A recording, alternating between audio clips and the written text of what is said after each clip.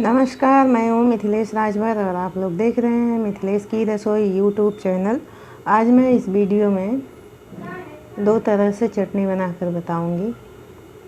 एक सिर्फ लहसुन मिर्च और धनिया की और एक लहसुन मिर्च धनिया के साथ टमाटर की।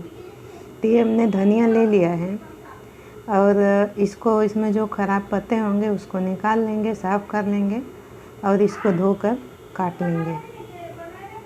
अगर हमारी वीडियो पसंद आती है तो एक लाइक कीजिए, शेयर कीजिए। अगर हमारे चैनल को सब्सक्राइब नहीं किया है तो सब्सक्राइब कर लीजिए। नई वीडियो की नोटिफिकेशन पाने के लिए बेल आइकन को दबाकर ऑल पर क्लिक कर दीजिए ताकि नई वीडियो की नोटिफिकेशन आपको हमेशा मिलती रहे।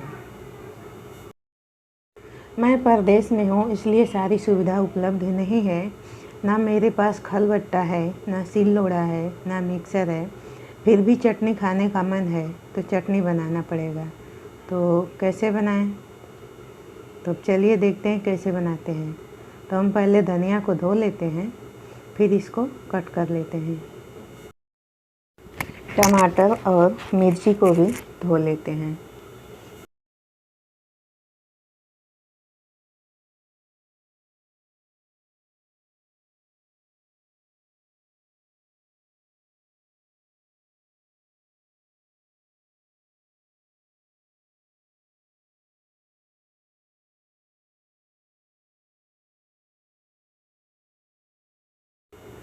तो मैं पहले अपने हस्बैंड के लिए चटनी बना लेती हूँ।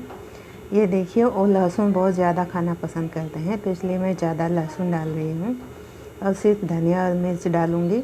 उनको टमाटर नहीं खाना है तो इसलिए लहसुन डाल दिया, धनिया डाल दिया और अब मैं इसमें 2 मिर्ची डाल दूँगी।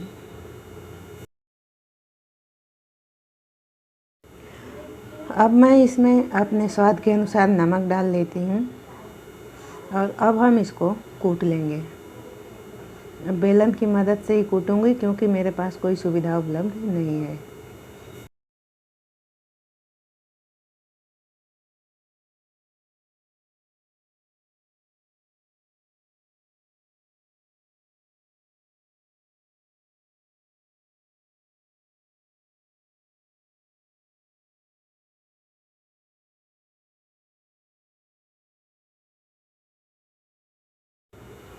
तो देखिए, ये चटनी हमने कूट ली है और ये कूटी हुई चटनी बहुत ही स्वादिष्ट लगती है।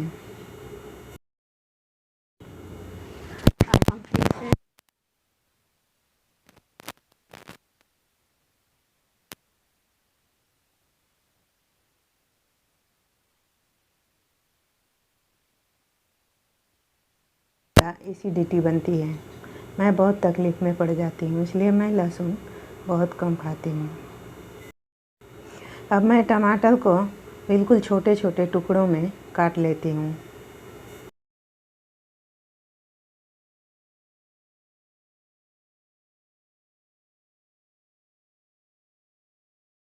अब मैं इसमें नमक डालकर कूट लेती हूँ।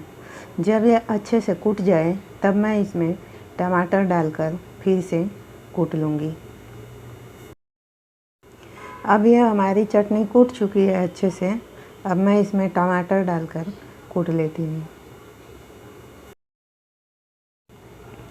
अब यह हमारी चटनी अच्छे से कूट चुकी है तो चलिए अब हम इसको निकाल कर आपको दिखा देते हैं।